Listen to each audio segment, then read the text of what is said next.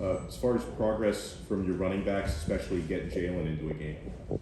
Well, I think we've still got to continue to develop there. I think last week kind of was a lot of rust, kind of in that room. Obviously, kind of getting some guys back healthy, but it's got to start with practicing. We got to have guys practicing every day. Got to have everybody competing, and that's one of the things that, based on our depth, we haven't had over the last few weeks. So getting him back was obviously encouragement, but be better now as we get him back into acclimated into practice, getting them full speed reps all the time. Yeah, the flea flicker worked out quite well. What was going through your mind when you decided this is the time to dial up this play? It's one of your calls in the game, and obviously it's one that you prepare for, one you practice, go through execution-wise, and it's always your gut feeling when to call it, where to call it, situations in the game, and it came down to the players executing at a very high level. Josh, Kyler was pretty hard on himself after the last performance. I'm curious what you thought of his play, and then also just the receivers. Are they getting open enough for your liking, creating that separation? Yeah, well, first off, we were very sluggish on offense. I don't think we can hide from that. We never want the quarterback to get hit 4 times. And so it wasn't anything, and credit to Southern Miss by any means, but it was all things we can control. We just had some mental collapses where we just kind of didn't touch a man or didn't block a man that was right in front of us. And it was nothing that our guys hadn't prepared for. And it was just one of those moments in games where, we just had some kind of brain freeze. So we obviously corrected that and look forward to correcting that moving forward. Tyler's always going to be critical of himself. That's what you want out of your greatest leaders. You want them to, point the thumb at themselves before they point the finger at anyone else. And so he takes on tremendous responsibility trying to be being our quarterback, and we accept it for it. The receivers have done a great job. They've done a great job so far, but, I'm not ready to pat the backs of anyone. We've got to continue to develop ourselves, continue to take the next step. And one of the things that I thought would be our biggest challenge going into week 2 is how do you handle success? And so for us to be the team that we need to be a mature football team that understands how to handle success, also has to understand how to overcome adversity as well. Josh, tight ends only had 1 catch for 5 yards on Saturday. I guess they were needed more in blocking, Southern Miss blitzing. It's luck in the draw or unluck in the draw. Why was that? Why did you see on that? A lot of times that just goes off game flow. It's not anything intentional. It's kind of predicated based on what the defense is doing coverage-wise or where the ball is going.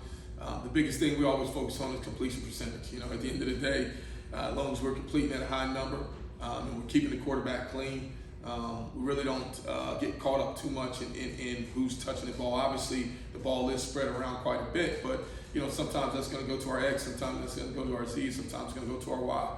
But we got to make most of the opportunities that are presented to us, and so it was one of those days, unfortunately, for the tight ends. But obviously, their role didn't decrease by any means. I don't think you can judge one position based on performance and outcome of catches, and so they're a critical part of our offense, an important piece to what we do, and they'll find opportunities in the pass game as we move forward. App State played kind of such an interesting offensive game. It wasn't like how many yards per play, but they were just like perfect and situational football. Are there takeaways you can get from watching how they pulled off that upset on Saturday? Well, I think the biggest thing that stands out when you look at that game, right, was time of possession. I want to say Texas A&M only had the ball for about 35 or 40 offensive snaps, and when you're able to control the ball like that, that's a critical factor in games. A lot of people don't look at that statistic. Is the number of how many reps you're taking, how much you're controlling the game and controlling the flow of the game through time of possession. I think that's very important, especially when you're dealing with any type of explosive team. And obviously, Texas A&M is a team that's very explosive. They got a ton of speed on their team, a ton of speed on their defense. You've got to make sure that you're holding on to the ball and not giving it away, and being able to, a lot of people don't get excited about 3 or 4 yard games, but those 3 or 4 yard games win games. And you have to understand that within the game, and I think that's where Appalachian State did a great job of on last Saturday. How significant was it to have to go through the process of making halftime adjustments and then responding? Well, the biggest halftime adjustments that we made on Saturday was not, as I told our guys, is not killing ourselves, from that standpoint. We just, the breakdowns, the lack of urgency, the lack of execution, those were all things that we could correct and control. And so got them in at halftime, and the biggest thing I told them is calm down. Just calm down. We've got to take a deep breath, calm down. For whatever reason it was, we came out just a mess. you know, and you know, it was evident in our performance early on. And so once they rallied themselves, understood there was nothing that we haven't seen, nothing that they haven't done, then obviously they started having success. And so the biggest thing is controlling the controllables, you know, playing as clean and as good as we can. And Saturday, you know, the slow start started just the fundamentals. Increase intention to detail in the fundamentals and the daily execution of things that we do all the time. And that's something we've got to continue to strive to work towards. Josh, how do you prepare, guys, I asked Mario this, for the noise factor, because speakers at Green Creek just don't do it. Well, it's definitely a factor in the game. You're going into a very hostile environment and one of the most largest crowds in college football. You know, you're talking about 100,000+ for every game for them, and so you know that's going to be different. It's going to be different on a lot of aspects for our team. But the biggest thing that we've got to do is we've got to embrace the environment. We've got to embrace playing in front of a packed out crowd. You know, on the road, SEC environment. We will bring in the noise in practice, and it gets pretty loud with the speakers.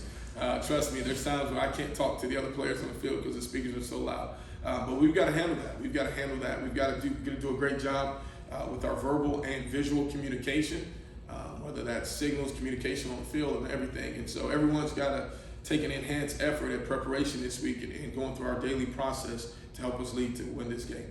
Coach, I know Cooper was using a lot of the run ball there against Southern Miss. I guess how would you evaluate his performance? Naz did a good job. You know, he's obviously as a freshman, you know, he's taking on an increased role. You know, obviously he didn't have a catch. Unfortunate for him. I know he probably wish he had one in that category, but Naz has done a great job. You know, learning our system, being coachable, and making contributions. And when you've got guys like that, you want to try to create as many roles as you can for as many players on your team. And so, you know, he was used on Saturday, and you know what that looks like moving forward, who knows? But he's been such a valuable player for us, not only as an offensive lineman, but whatever we ask him to do. How important is it to have Jacobi George back against Texas A&M, and what do you expect his role to be in the season debut?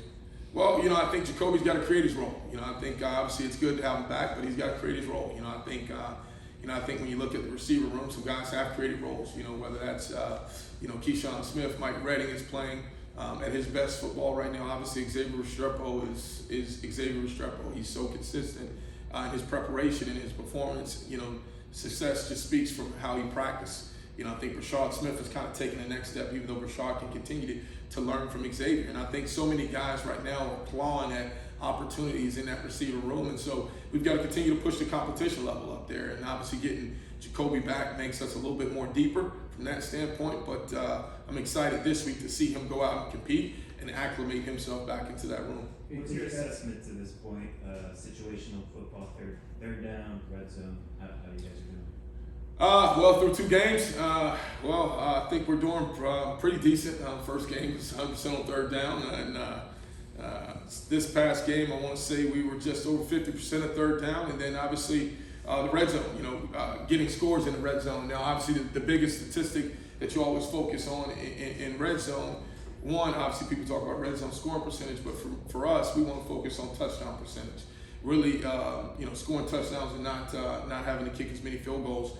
I think we kicked 3 field goals on Saturday. Unfortunately, we want those back. But things that happened in the red zone that took us back out of position to get those touchdowns were penalties, things that we can control. You know, we had 1 touchdown come off the board of a long gain, another unsportsmanlike penalty or unnecessary roughness that took us out of scoring range, and then ultimately decided with a field goal. And so we just got to play clean football. When we get into the red zone, obviously the stakes become higher. And our focus has got to increase as well. And so we've got to play clean football in the red zone. We've got to be able to score touchdowns. Coach Gattis, I wanted to ask you about Zion Nelson. You know, got in there, obviously saw him 20 snaps or something like that. Saw him at right tackle. Is he ready for an increased role this week? Yeah, I think it's been a very detailed plan for Zion, just kind of acclimating him back to the offense. And then, you know, he's another guy that's kind of like Jalen Knighton is. You know, I think a lot of people are being able to see them make contributions in games, but the thing we're excited about is getting them to become full-time practice players.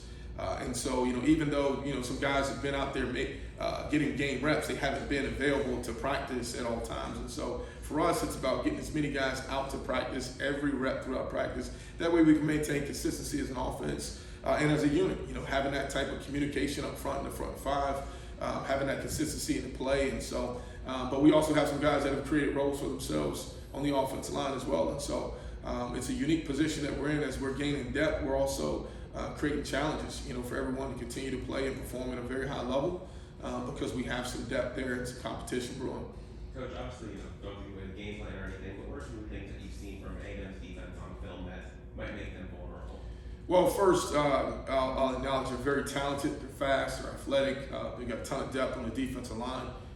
They create issues to people at the size and talent that they have. The thing as far as take advantage of, before you can take advantage of anyone, you gotta focus on being precise in what you do and how you do it.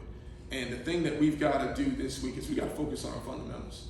I don't care who we're playing. I don't care who we play. If we don't perform at a high level fundamentally, it's going to be hard to accomplish the goals that we want to accomplish. When we do play at a level where we focus on those things, we can accomplish some pretty unique things. And so it's got to go back to us. I wasn't, if you can tell, I wasn't pleased with the way we started out the last game from a fundamental standpoint. And that's what we're excited. Our kids knew it.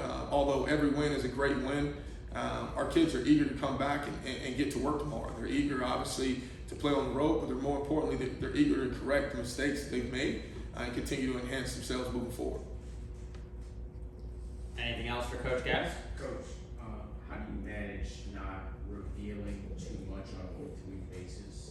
And do you work on certain, or do you kind of create certain plays for certain situations? Yeah, every game plan is different. There's different things that different decisions that go into creating a game plan. Obviously, your personnel matchups, what defensively they may present challenges or opportunities, and then you grow it off of based on what your players do best. And so, the biggest thing for us offensively is to allow ourselves to put our players in the best position to succeed, and that's everyone included. And so, when we're developing that game plan, we're taking in all attributes of what we know our players do best, what we see our players do best on a day-to-day basis, and not, we don't get caught up in the outside. We should look like this or look like that. We do what's best to win games, and ultimately, once you win games, then you ultimately win championships. And so, first and foremost is just taking a 1-0 approach each and every week. Whatever it takes to win that game, that's the approach we'll take offensively.